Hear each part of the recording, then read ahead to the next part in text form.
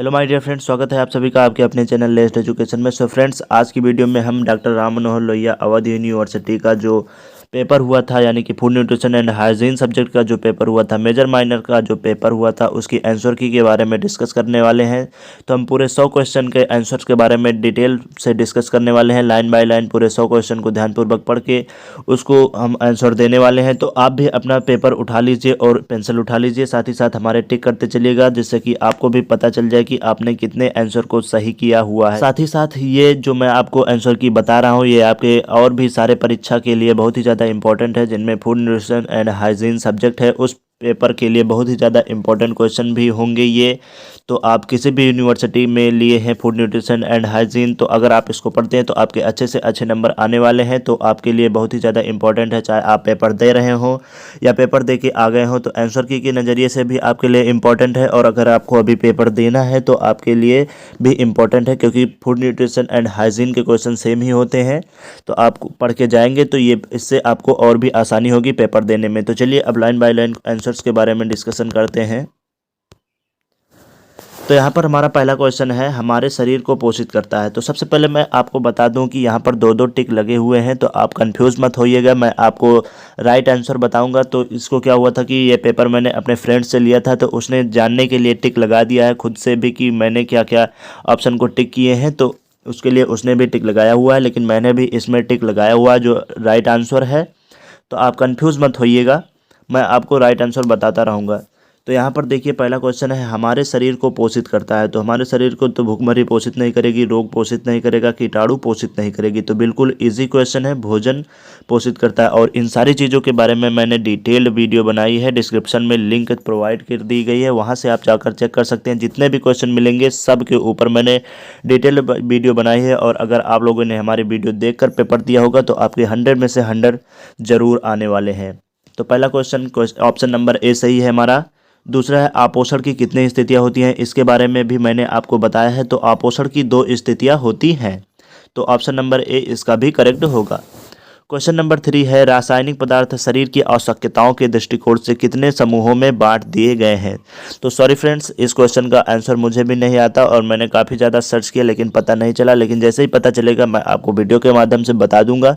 केवल यही एक क्वेश्चन छूटा हुआ है, बाकी 99 क्वेश्चन का जवाब मैंने टिक कर दिया है। तो ये क्वेश्चन मुझे पता नहीं है, तो मैं कहीं भी से सर्च करके आपको इसमें कमेंट सेक्शन में इसका आंसर प्रोवाइड करा दूंगा। क्वेश्चन नंबर 4 है, मानव जीवन की प्राथमिक आवश्यकता क्या है। तो मानव जीवन की जो प्राथमिक आवश्यकता है वह है भोजन। अगर उसको भोजन नहीं मिलेगा तो उसको वो जिंदा नहीं रह पाएगा, तो इसलिए उसकी प्राथमिक आवश्यकता भोजन होती है। अब पूछ रहा है क्वेश्चन नंबर 5 है, पोषण की कितनी अवस्थाएं होती हैं। तो पोषण की 4 अवस्थाएं होती हैं। मैंने आपको बताया हुआ था एमसीक्यू प्रैक्टिस के समय कि पोषण की कितनी अवस्थाएं होती हैं। अपोषण की कितनी अवस्थाएं होती हैं। तो पोषण की 4 अवस्थाएं होती हैं। ऑप्शन नंबर सी करेक्ट है। तो एक बार फिर से मैं आपको बता दूं कि अगर आप किसी भी सेमेस्टर एग्जाम की तैयारी कर रहे हैं food nutrition and hygiene subject का, तो ये क्वेश्चंस आपके लिए मोस्ट इंपॉर्टेंट है। और अगर आप पेपर देकर आ गए हैं, आंसर की के नज़रिए से देख रहे हैं, तब भी आपके लिए इम्पॉर्टेंट है, क्योंकि आपको पता चल जाएगा कि आपने कितने राइट आंसर सही किए हैं। क्वेश्चन नंबर 6 है हमारा, निम्न में से अपर्याप्त पोषण की कितनी स्थितियाँ होती हैं। तो मैंने आपको बताया अपोषण यानी कि अपर्याप्त पोषण की स्थितियाँ 2 होती हैं। क्वेश्चन नंबर 7 है हमारा, जब पोषण शरीर की आवश्यकताओं के अनुसार गुण एवं मात्रा में अपूर्ण होता है तो वह स्थिति कहलाती है। तो देखिए, अपूर्ण और अपर्याप्त सेम सेम दिख रहा है। तो आपको यहाँ पर जब पोषण हमारे शरीर के गुण और मात्रा में अपूर्ण होगा तो वह अपर्याप्त होगा, मतलब कि हमें पर्याप्त मात्रा में नहीं मिल पा रहा है, अपूर्ण है, तो इसलिए अपर्याप्त पोषण होगा। क्वेश्चन नंबर 8 है, भोजन के शारीरिक कार्यों को कितने भागों में विभक्त किया गया है। सो फ्रेंड्स, यहाँ पर भोजन के शारीरिक कार्यों को 3 भागों में विभक्त किया गया है। क्वेश्चन नंबर 9 है, मरासमस रोग होता है वसा की कमी से, प्रोटीन की कमी से, प्रोटीन की अधिकता से, वसा की अधिकता से। सो फ्रेंड्स, यहाँ पर जो मरासमस रोग होता है वह होता है ऑप्शन नंबर बी, प्रोटीन की कमी से। क्वेश्चन नंबर 10 है हमारा, त्वचा झुर्रियाँ युक्त एवं उसका रंग पीला होना लक्षण प्रदर्शित करता है। जब हमारी त्वचा झुर्रियाँ युक्त हो जाती हैं और हमारी त्वचा का रंग पीला होने लगता है तो वह कौन सा लक्षण है जो प्रदर्शित करता है। तो ऑप्शन नंबर ए, कुपोषण का लक्षण प्रदर्शित करता है। क्वेश्चन नंबर 11 है, भारत में पोषक तत्व की कमी से सर्वाधिक रूप में पाई जाने वाली बीमारी है। ऑप्शन नंबर ए है ऊर्जा, प्रोटीन, कुपोषण, बी है कैल्शियम की कमी, सी है फॉस्फोरस की कमी, डी है विटामिन की कमी। सो फ्रेंड्स, जो भारत में पोषक तत्व की कमी से सर्वाधिक रूप में पाई जाने वाली बीमारी है वह है ऑप्शन नंबर ए ऊर्जा, प्रोटीन, कुपोषण। क्वेश्चन नंबर 12 है, ऐसा आहार जिसमें भोजन के सभी आवश्यक घटक सही अनुपात में शामिल होते हैं उसे कहा जाता है। तो आपको मैंने वीडियो के माध्यम से बताया ही है कि संतुलित आहार क्या होता है, तो इसको बताने की ज़रूरत नहीं होगी। आई होप कि आपने सारे क्वेश्चन का आंसर राइट किया होगा। क्वेश्चन नंबर 13 है, कुपोषण तथा डॉट डॉट में गहरा संबंध है। तो यह fill in the blanks type question है, तो यहाँ पर जो राइट आंसर होगा कुपोषण तथा चिंता में गहरा संबंध है। क्वेश्चन इजी था, आपको कोई भी कठिनाई नहीं होगी इस क्वेश्चन को हल करते समय। क्वेश्चन नंबर 14 है, प्रोटीन की कमी से होने वाला रोग। तो प्रोटीन की कमी से कौन सा रोग होता है? बेरी, चर्म रोग, रतौंधी, घेंघा। तो प्रोटीन की कमी से घेंघा होता है, ऑप्शन नंबर ए करेक्ट हो जाएगा। तो चलिए क्वेश्चन नंबर 15 पर आते हैं, लेकिन उससे पहले आपसे एक छोटी सी रिक्वेस्ट है कि अगर आपने अभी तक हमारा चैनल सब्सक्राइब नहीं किया है तो प्लीज़ चैनल को सब्सक्राइब कर लें, क्योंकि यहाँ पर आपको ऐसी इंपॉर्टेंट वीडियो देखने को मिलती रहती है। तो प्लीज़ चैनल को सब्सक्राइब करना ना भूलें, साथ ही साथ बेल आइकन प्रेस कर दें, जैसे कि हमारी आने वाली वीडियो की नोटिफिकेशन आपको मिल जाए। तो चलिए अब क्वेश्चन नंबर 15 पर आते हैं। क्वेश्चन नंबर 15 है, protein is a source of, यानी कि प्रोटीन की प्राप्ति के साधन। तो मैंने आपको डिटेल में बताया था प्रोटीन के ऊपर कि प्रोटीन हमें कहाँ से मिलता है। प्रोटीन अगर हमारे शरीर में ज़्यादा हो जाती है तो क्या होता है, प्रोटीन हमारे शरीर में कम हो जाती है तो क्या होता है, प्रोटीन के कार्य क्या हैं। तो ये सारी चीज़ें मैंने आपको डिटेल से बताई थी। तो पूछ रहा है प्रोटीन प्राप्ति के साधन, ऑप्शन ए है सोयाबीन, मूंगफली, सेम या उपर्युक्त सभी। तो ये सारी चीज़ें प्रोटीन की प्राप्ति के साधन है, तो ऑप्शन नंबर डी करेक्ट हो जाएगा, उपर्युक्त सभी। क्वेश्चन नंबर 16 है, प्रोटीन नाम सर्वप्रथम किस वैज्ञानिक द्वारा प्रस्तावित किया गया। सो फ्रेंड्स, यहाँ पर जो प्रोटीन नाम था वह सर्वप्रथम मुल्डर द्वारा प्रस्तावित किया गया था, तो ऑप्शन नंबर ए करेक्ट हो जाएगा। क्वेश्चन नंबर 17 है, प्रोटीन में लगभग कितने प्रकार के एमिनो एसिड पाए जाते हैं। तो प्रोटीन में लगभग 20 प्रकार के एमिनो एसिड पाए जाते हैं, लेकिन जो मुख्यतः होते हैं वह 8 होते हैं। तो 20 ऑप्शन में नहीं है, तो 8 यहाँ पर राइट हो जाएगा। क्वेश्चन नंबर 18 है, निम्न में से प्रोटीन प्राप्ति का उत्तम साधन है। सेम ऊपर का क्वेश्चन नंबर 15 का क्वेश्चन नंबर 18 में आ गया है। तो यहाँ पर मांस, मछली, अंडा सारी चीज़ें प्रोटीन प्राप्ति के उत्तम साधन है, तो उपयुक्त सभी हो जाएगा। क्वेश्चन नंबर 19 है, वसा के उपयोग के लिए बहुत ज़रूरी है, जो हमारी वसा होती है, फैट होता है, उसके उपयोग के लिए सबसे ज़्यादा ज़रूरी क्या है। तो वसा के उपयोग के लिए सबसे ज़्यादा ज़रूरी चीज़ है वह है विटामिन। क्वेश्चन नंबर 20 है, एक जटिल कार्बोज है। जटिल कार्बोज क्या है? ग्लाइकोजन है। जटिल कार्बोज ग्लाइकोजन है। क्वेश्चन नंबर 21 है, कार्बोहाइड्रेट के कुल कितने प्रकार होते हैं। तो आप सभी को पता ही होगा कि कार्बोहाइड्रेट के 2 प्रकार होते हैं। क्वेश्चन नंबर 22 है, पैक्टिन पाया जाता है, ऑप्शन है दूध, घी, दाल, चावल या पके हुए फलों में। तो पैक्टिन पाया जाता है पके हुए फलों में। क्वेश्चन नंबर 23 है, ग्लूकोज है। ग्लूकोज क्या है? तो ग्लूकोज मोनोसाइक्राइड है। सो फ्रेंड्स, यहाँ पर क्वेश्चन नंबर 24 है, डायबिटीज़ रोग होता है। डायबिटीज़ रोग किसकी कमी से होता है या किसकी अधिकता से होता है। तो ऑप्शन दिया गया है, ऑप्शन नंबर ए है इंसुलिन की कमी से, ऑप्शन नंबर बी है कार्बोज की अधिकता से, ऑप्शन नंबर सी है कार्बोज की कमी से, ऑप्शन नंबर डी है इनमें से कोई नहीं। सो फ्रेंड्स, यहाँ पर जो डायबिटीज़ रोग होता है वह इंसुलिन की कमी से होता है, ऑप्शन नंबर ए करेक्ट हो जाएगा। फ्रेंड्स, यहाँ पर क्वेश्चन नंबर 25 है, दालों में कितने प्रतिशत स्टार्च पाया जाता है। तो दालों में सबसे ज़्यादा प्रोटीन पाई जाती है, तो स्टार्च कम पाया जाता है, ऑप्शन नंबर ए करेक्ट हो जाएगा हमारा, दालों में 20% स्टार्च पाया जाता है। क्वेश्चन नंबर 26 है, सुक्रोज पर्याप्त मात्रा में किसमें पाया जाता है। तो ऑप्शन है दूध, संतरा, गन्ना, अंगूर। सुक्रोज पर्याप्त मात्रा में गन्ने में पाया जाता है। क्वेश्चन नंबर 27 है, एक नवजात द्वारा आसानी से पचने वाला मुख्य कार्बोहाइड्रेट है, यानी कि the main carbohydrate easily digested by a newborn is. Option है glucose, lactose, fructose, sucrose. So friends, यहाँ पर जो नवजात द्वारा आसानी से पचने वाला मुख्य कार्बोहाइड्रेट है वह है option number B, lactose. Question number 28 है, वसा की मात्रा अधिक होती है, किसमें होती है। वसा की मात्रा मक्खन में भी होती है, पनीर में भी होती है, सोयाबीन में भी होती है। क्वेश्चन नंबर 28 का ऑप्शन नंबर डी करेक्ट हो जाएगा, उपयुक्त सभी। क्वेश्चन नंबर 29 है, 1 ग्राम वसा से कैलोरी ऊर्जा मिलती है, यानी कि 1 ग्राम वसा से कितनी कैलोरी ऊर्जा मिलती है। तो 9 कैलोरी ऊर्जा मिलती है। क्वेश्चन नंबर 30 है, एक वयस्क को वसा की आवश्यकता होती है, प्रतिदिन कितने ग्राम होती है। तो एक वयस्क को प्रतिदिन 20 ग्राम वसा की आवश्यकता होती है। क्वेश्चन नंबर 31 है वसा की कमी से कौन सा रोग होता है? तो वसा की कमी से जो रोग होता है वह है फाइनोडर्मा। ऑप्शन नंबर डी करेक्ट हो जाएगा। वसा की कमी से फाइनोडर्मा रोग होता है। क्वेश्चन नंबर 32 है मूंगफली में लगभग कितने प्रतिशत वसा होती है? तो मूंगफली में लगभग 50% वसा होती है। ऑप्शन नंबर सी करेक्ट हो जाएगा 50%।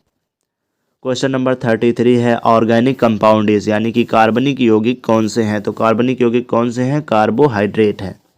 क्वेश्चन नंबर 34 है ज़्यादा मोटे व्यक्ति को होता है, क्या होता है ज़्यादा मोटे व्यक्ति को? तो मधुमेह हो जाता है यानी कि डायबिटीज़। जो व्यक्ति ओबेसिटी का शिकार है उसे डायबिटीज़ भी हो जाता है। क्वेश्चन नंबर 35 है ऊर्जा प्राप्ति का प्रमुख साधन है। ऊर्जा प्राप्ति का जो प्रमुख साधन है वह है ऑप्शन नंबर बी वसा। क्वेश्चन नंबर 36 है वसा में घुलनशील है। तो वसा में घुलनशील क्या है? वसा में घुलनशील ईथर है। ऑप्शन नंबर ए करेक्ट हो जाएगा। क्वेश्चन नंबर 37 है नाइसिन की प्राप्ति का मुख्य साधन है। What is the main means of obtaining niacin? Option A है हरी मिर्च, संतरा, नींबू या सूखा पनीर। तो नाइसिन प्राप्ति का जो प्रमुख साधन है, मुख्य साधन है वह है ऑप्शन नंबर डी सूखा पनीर। क्वेश्चन नंबर 38 है विटामिन के की प्राप्ति का प्रमुख स्रोत क्या है? तो विटामिन के की प्राप्ति का प्रमुख स्रोत ये तीनों है पालक, मटर, पत्ता गोभी यानी कि उपयुक्त सभी। Option number D. Question number 39 है विटामिन B1 की कमी से होने वाला मनुष्य में रोग। तो विटामिन B1 की कमी से मैंने आपको बताया था, विटामिन के ऊपर मैंने सेपरेट वीडियो बनाई है जिसमें मैंने B1 के बारे में बताया और विटामिन ए के बारे में बताया है। तो विटामिन B1 की कमी से जो रोग होता है वह है option number A beriberi. Vitamin B1 की कमी से बेरी बेरी रोग होता है, रतौंधी नहीं होता है। तो आप इसको टिक देखकर राइट आंसर मत टिक करिएगा। तो क्वेश्चन नंबर 40 है शरीर की उचित वृद्धि हेतु अत्यंत महत्वपूर्ण विटामिन कौन सा है? तो शरीर की उचित वृद्धि हेतु अत्यंत महत्वपूर्ण यानी कि मोस्ट इंपॉर्टेंट जो विटामिन है वह है option number D vitamin D. Question number 41 है विटामिन के की खोज कब हुई थी? तो विटामिन के की खोज 1912 यानी कि 1912 में हुई थी। क्वेश्चन नंबर 14 है विटामिन हमारे शरीर को कैसा बनाता है? तो विटामिन हमारे शरीर को स्वस्थ बनाता है। वेरी इजी क्वेश्चन है। क्वेश्चन नंबर 43 है विटामिन ए सबसे अधिक किसमें पाया जाता है? तो मैंने आपको विटामिन की वीडियो सीरीज़ में बताया था कि विटामिन ए सबसे ज़्यादा गाजर में पाया जाता है।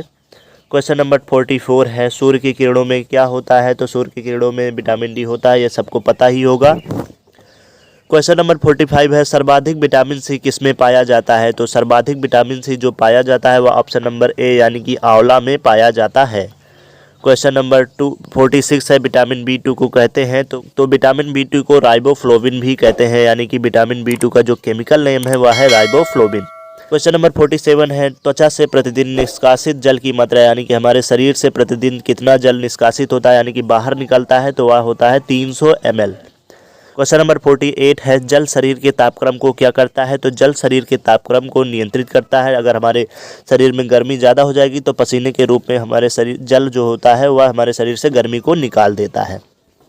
क्वेश्चन नंबर 49 है फ्रेंड्स यहाँ पर शरीर में कितना जल कम हो जाने से मृत्यु हो जाती है? तो मैंने जल की वीडियो में आपको बताया है कि अगर हमारे शरीर में 20% भी जल की कमी हो जाती है तो मनुष्य की मृत्यु हो जाती है।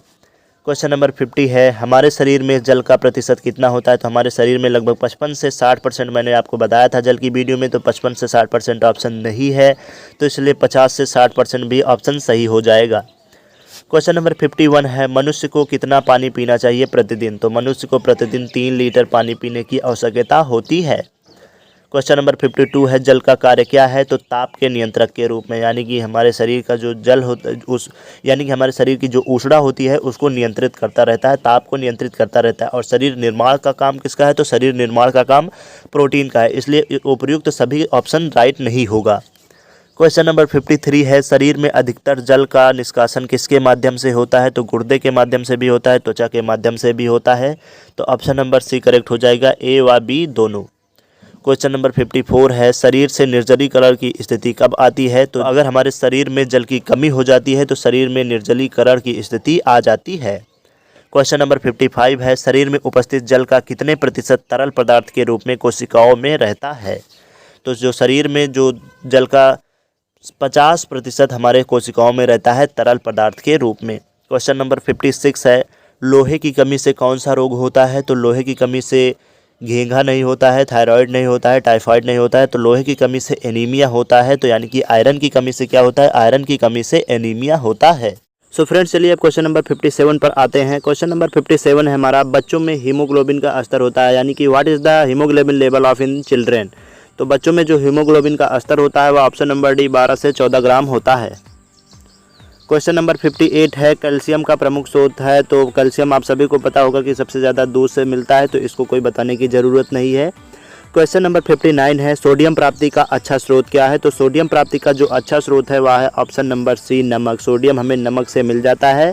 क्वेश्चन नंबर 60 है, घेंघा रोग किस तत्व के अभाव में होता है। तो अगर हमारे शरीर में आयोडीन की कमी हो जाती है तो घेंघा रोग होने की संभावनाएं बढ़ जाती हैं। क्वेश्चन नंबर 61 है हमारा, एनीमिया के कितने प्रकार देखने को मिलते हैं। तो एनीमिया के 2 प्रकार देखने को मिलते हैं, ऑप्शन नंबर ए करेक्ट हो जाएगा। क्वेश्चन नंबर 62 है, खनिज तत्व नहीं है। तो कैल्शियम, आयरन, आयोडीन ये सारे खनिज तत्व है, लेकिन कैलोरी खनिज तत्व नहीं है। कैलोरी केवल खनिज तत्वों को मात्रा के नापने के लिए यूज होती है कैलोरी। क्वेश्चन नंबर 63 है, आयरन प्रचुर मात्रा में पाया जाता है। आयरन प्रचुर मात्रा में किस में पाया जाता है। तो ऑप्शन नंबर डी करेक्ट हो जाएगा, आयरन प्रचुर मात्रा में यकृत में पाया जाता है। क्वेश्चन नंबर 64 है, दांतों के निर्माण में सर्वाधिक सहायक है। दांतों के निर्माण में सर्वाधिक सहायक कौन है। कैल्शियम होता है दांतों के निर्माण में सर्वाधिक सहायक।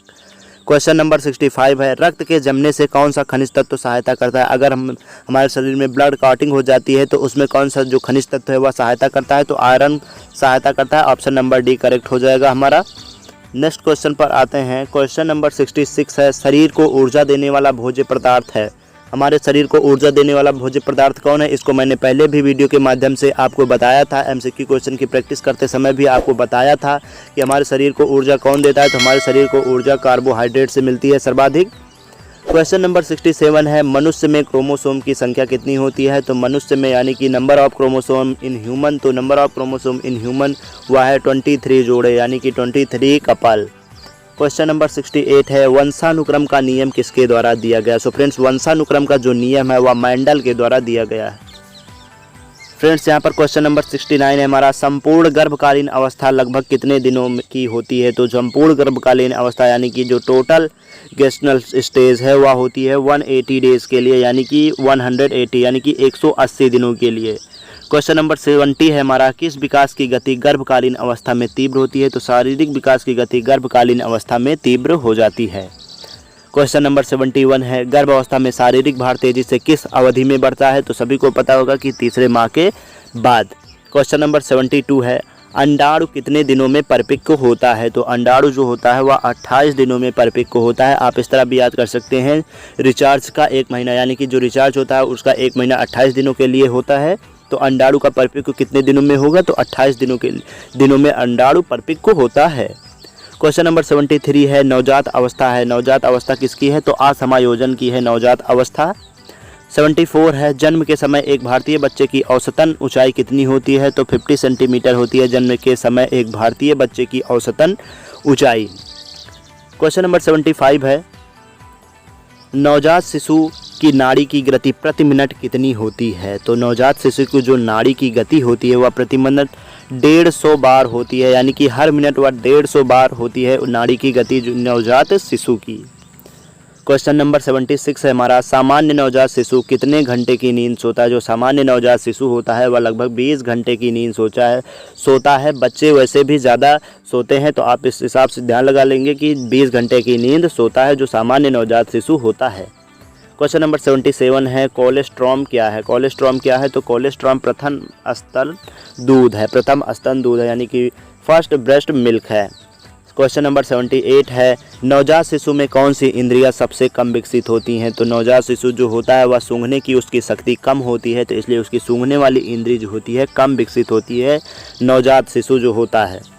क्वेश्चन नंबर 79 है, 3 किलोग्राम वाले नवजात शिशु का भार लगभग 2 गुना कब हो जाएगा। तो जिस नवजात शिशु का भार जो है 3 किलोग्राम है, उसका जो 6 माह के बाद उसका जो भार होगा वो लगभग 2 गुना हो जाएगा। यानी क्वेश्चन नंबर 80 है, चाय में पाया जाता है। तो चाय में थियोफाइलिन पाया जाता है, कैफीन पाया जाता है, टैनिक एसिड पाया जाता है, तो इसलिए ऑप्शन नंबर डी करेक्ट हो जाएगा ये सभी। क्वेश्चन नंबर 81 है, अल्फा टॉक्सिन पाए जाते हैं। अल्फा टॉक्सिन किस में पाया जाता है। तो ऑप्शन है मूंगफली, सेब, दूध, पनीर। तो अल्फा टॉक्सिन ऑप्शन नंबर ए मूंगफली में पाया जाता है। क्वेश्चन नंबर 82 है मलेरिया है विषाणु जनित, जीवाणु जनित, कृत्रिम जनित या उपरोक्त में से कोई नहीं। तो जो मलेरिया होता है वह जीवाणु जनित होता है। जीवाणु यानी कि जो कीटाणु जिंदा होते हैं, तो मच्छर जिंदा रहता है, तो इसलिए जो मलेरिया होगा वह जीवाणु जनित होगा। हेपेटाइटिस रोग में प्रभावित होता है। हेपेटाइटिस रोग जब हो जाता है मनुष्य के, तो उसमें क्या प्रभावित होता है? तो हेपेटाइटिस रोग में यकृत प्रभावित होता है। क्वेश्चन नंबर 84 है टाइफाइड है। टाइफाइड क्या है? विषाणु जनित है, जीवाणु जनित है, कृमि जनित है या उपयुक्त में से कोई नहीं। तो जो टाइफाइड है वह है विषाणु जनित। क्वेश्चन नंबर 85 है अतिसार का प्रमुख कारण, यानी कि डायरिया का जो मेन कॉज है वह क्या है? संक्रमण। संक्रमण से डायरिया हो जाता है, तो अतिसार का जो प्रमुख कारण है वह है संक्रमण।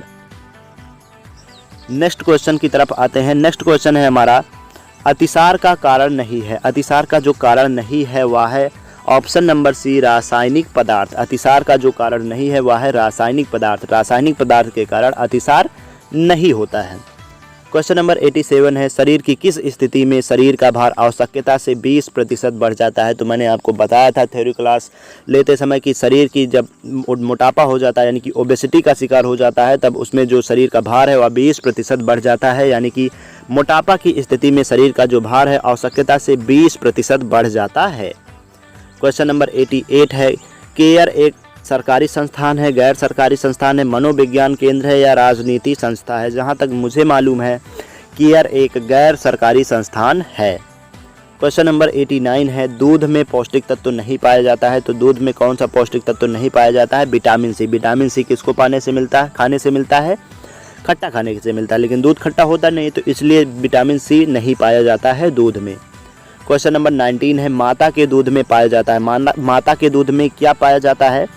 सो फ्रेंड्स, यहाँ पर जो माता के दूध में खनिज एवं विटामिन पाए जाते हैं। माता के दूध में क्या पाए जाते हैं? खनिज एवं विटामिन। क्वेश्चन नंबर 91 है हमारा विश्व स्वास्थ्य दिवस कब मनाया जाता है? तो ऑप्शन है 26 जनवरी। 26 जनवरी को तो गणतंत्र दिवस मनाया जाता है। 25 मार्च को नहीं मनाया जाता। 7 अप्रैल को मनाया जाता है विश्व स्वास्थ्य दिवस। क्वेश्चन नंबर 92 है राष्ट्रीय पोषण संस्थान की स्थापना कब हुई थी? तो फ्रेंड्स, राष्ट्रीय पोषण संस्थान की जो स्थापना हुई थी वह वर्ष 1959 यानी कि 1959 में हुई थी। क्वेश्चन नंबर 93 है कम ज्वर में कैसा आहार लेना चाहिए? यानी कि फ्रेंड्स, अगर हमें कम बुखार होता है तो उसमें हमें कैसा आहार लेना चाहिए? तो कम बुखार वालों को कोमल आहार लेना चाहिए, यानी कि कठोर आहार नहीं लेना चाहिए, कोमल आहार लेना चाहिए, नाजुक आहार लेना चाहिए। क्वेश्चन नंबर 94 है अतिसार कितने प्रकार का होता है? यानी कि what is the type of diarrhoea? तो अतिसार मुख्यतः 2 प्रकार के होते हैं, इसलिए ऑप्शन नंबर ए करेक्ट हो जाएगा। अतिसार 2 प्रकार के होते हैं। क्वेश्चन नंबर 95 है अतिसार से तात्पर्य क्या है? तो अभी मैंने बताया था अतिसार किसके कारण हो सकता है? तो संक्रमण के कारण हो सकता है, तो इसलिए अतिसार का जो तात्पर्य हुआ है संक्रमित रोग। फ्रेंड्स, यहाँ पर क्वेश्चन नंबर 96 है मोटे व्यक्ति को आहार में क्या नहीं लेना चाहिए? तो मैंने इसे भी आपको बताया था थ्योरी क्लास लेते समय कि अगर हमारा शरीर ओबेसिटी का शिकार हो जाता है तो हमें वसा की मात्रा कम कर देनी चाहिए, क्योंकि वसा को फैट कहते हैं और वसा से ही हमारे शरीर ओबेसिटी का शिकार होता है। अगर हम ज़्यादा मात्रा में वसा का सेवन करने लगेंगे तो हम ओबेसिटी के शिकार हो जाएंगे, यानी कि हमारा जो शरीर है वो उसकी आवश्यकता से बाहर 20% बढ़ जाएगा। तो मोटे व्यक्ति को आहार में वसा नहीं लेना चाहिए। क्वेश्चन नंबर 97 है मध्य आयु में लोगों में वृद्धि हो जाती है। जो मध्य आयु होती है उसमें लोगों में किसकी वृद्धि होती है? मोटापा की वृद्धि हो जाती है, क्योंकि फास्ट फूड वगैरह ज़्यादा खाने लगते हैं। क्वेश्चन नंबर 98 है हैजा का संक्रमण सबसे अधिक होता है। तो हैजा का संक्रमण आप सभी लोग जानते होंगे कि बारिशों में हैजा का संक्रमण सबसे अधिक ज़्यादा बढ़ने लगता है। क्वेश्चन नंबर 99 है बच्चों में कौन सा रोग नहीं होता है? तो आप सभी को पता होगा कि जो ब्लड प्रेशर है यानी कि बीपी वह बच्चों में नहीं होता है। तो रक्तचाप यहाँ पर सही हो जाएगा। तो यहाँ पर बच्चों में जो रोग नहीं होता है वह होता है रक्तचाप यानी कि बीपी। क्वेश्चन नंबर 100 है पोलियो का टीका किस रूप में होता है? तो पोलियो का टीका गोली में नहीं होता है, दवा को पानी में मिलाकर नहीं होता है, कैसे भी करके नहीं होता है। जो पोलियो का टीका होता है उसका एक अच्छा से तरीका होता है, यानी कि सुई के माध्यम से पोलियो का टीका दिया जाता है। सो फ्रेंड्स, ये सारी आंसर की हमने कवर कर लिए। पूरे 100 क्वेश्चन का आंसर हमने कवर कर लिया है। एक क्वेश्चन हमसे छूट गया है, तो आप उसके लिए टेंशन न लीजिए। कहीं से भी कैसे भी करके हम जल्द से जल्द उस क्वेश्चन का आंसर आपको इस वीडियो के कमेंट सेक्शन में आपको प्रोवाइड करा देंगे। तो उसके लिए वेरी रियली सॉरी। मैं काफ़ी कोशिश करा लेकिन मुझे नहीं मिला, लेकिन मैं आपको एक आश्वासन देता हूं कि मैं जल्द से जल्द उस क्वेश्चन का आंसर आपको कमेंट सेक्शन में प्रोवाइड करा दूंगा। और फ्रेंड्स, ये वीडियो आप सभी के लोगों के लिए बहुत ही ज़्यादा इंपॉर्टेंट है जिनका सेमेस्टर एग्ज़ाम है और आपके जो सब्जेक्ट में फूड न्यूट्रिशन एंड हाइजीन विषय है, तो आपके लिए बहुत ही ज़्यादा इंपॉर्टेंट क्वेश्चन है। इसमें से लगभग मान के चलिए कि आपको अगर पूरा पढ़ लेंगे तो आपके अच्छे से अच्छे नंबर आ सकते हैं केवल इसको पढ़ने से। और अगर आप हमारी वीडियो को भी देख लेंगे जो हमने इसके पहले food nutrition and hygiene chapter का बनाया है, जो कि डिस्क्रिप्शन में लिंक प्रोवाइड कर दिया, उसको भी देख लेते हैं, तो आपके 100 में से 100 कहीं नहीं गए हैं। बहुत ही अच्छे तरीके से हमने थ्योरी प्लस MCQ को कवर कराया, तो आप जाकर ज़रूर से ज़रूर एक बार चेक कर लीजिएगा। उम्मीद करता हूँ कि आपको वीडियो पसंद आई होगी, और अगर पसंद आई हो तो प्लीज़ चैनल को सब्सक्राइब कर लें, सपोर्ट करें और वीडियो को लाइक कर दें और इसको भी अपने दोस्तों के साथ शेयर कर दें। Thank you so much.